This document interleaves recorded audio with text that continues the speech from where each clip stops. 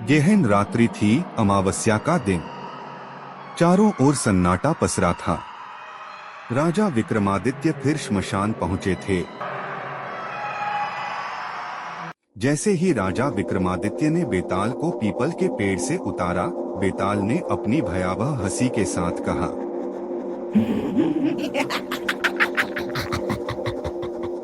राजन, हर रात एक नई कहानी और हर कहानी में एक नई मौत। अब सुनो एक ऐसी कथा जिसमें एक काली बिल्ली ने पूरे गांव का सर्वनाश कर दिया। सुनो कहानी, ताल बिल्ली का अभिशाप। अगर उत्तर जानते हुए भी बोले तो मैं फिर उड़ जाऊंगा। उड़ीसा के जंगलों के पास बसा एक पुराना गांव तलवन। लगभग 300 साल पहले इस गांव में कहा जाता था कि हर अमावस्या की रात को एक काली बिल्ली, जिसकी आंखें आग जैसी चमकती थीं, गांव में घूमती है और जिस भी घर की छत पर वह बैठे, वहां अगले 7 दिनों में कोई न कोई मरा हुआ पाया जाता है। गांव वाले उसे काल बिल्ली कहते थे।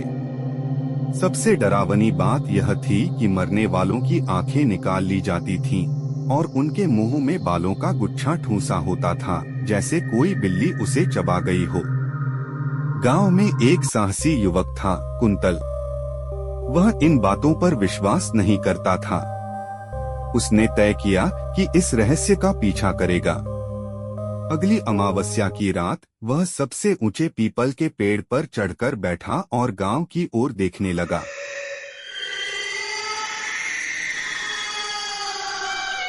तभी उसे दिखी एक सावले धुएं में लिपटी काली बिल्ली, जो हवा में तैरती हुई सी हर छत पर घूम रही थी। उसने अपनी आंखों से देखा, वह बिल्ली एक घर की छत पर बैठी, फिर कूदकर खिड़की से भीतर घुसी। कुंतल उसके पीछे गया।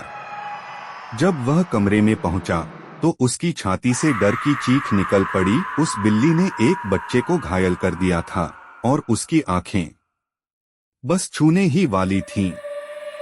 तभी बिल्ली पलटी और उसके सामने एक स्त्री का चेहरा बन गया। उसकी आंखें खून से सनी थीं और उसके मुंह से आवाज आई, तू भी आएगा मेरे साथ। अब मेरा अभिशाप तुझ पर है। अगले दिन कुंतल लापता था।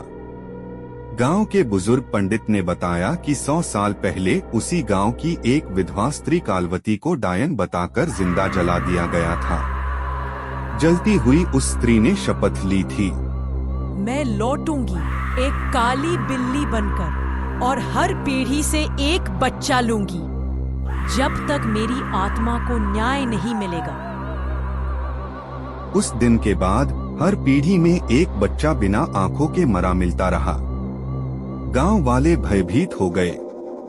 फिर एक रात एक साधु आया और उसने पूरी रात हवन करके कालवती की आत्मा को तृप्त करने का प्रयास किया। तभी उस रात की सबसे काली बेला में काली बिल्ली फिर प्रकट हुई। लेकिन जैसे ही साधु ने मंत्र पढ़ा, पूरे गांव में आग की लपटें उठीं और बिल्ली की चीखें आसमान चीरने लगी। सुबह जब सब शांत हुआ, तो मंदिर की सीढ़ियों पर एक बिल्ली मरी पड़ी थी, लेकिन उसका चेहरा मानव जैसा था। बेताल ने पूछा, तो बताओ राजन, क्या कुंतल मूर्ख था जो अपनी जान गवा बैठा, या वह वीर था जिसने कालवती की आत्मा को छूने की कोशिश की? राजा विक्रम बोले, कुंतल न तो मूर्ख था, न ही केवल वीर, वह बलिदानी था। वह जानता था कि उसके जीवन की कीमत शायद बहुत बड़ी होगी, लेकिन उसने उस अभिशाप को सामने से देखा। उसका प्रयास कालवती की मुक्ति की दिशा में पहला कदम था। बेताल हंस पड़ा। तू फिर बोल पड़ा राजन। अब मैं उड़ चला अपने पुराने ठिकाने पर।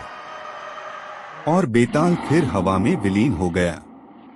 राजा विक्रम बिना कुछ कहे फिर चल पड़े अगली बार उसे पकड़ने।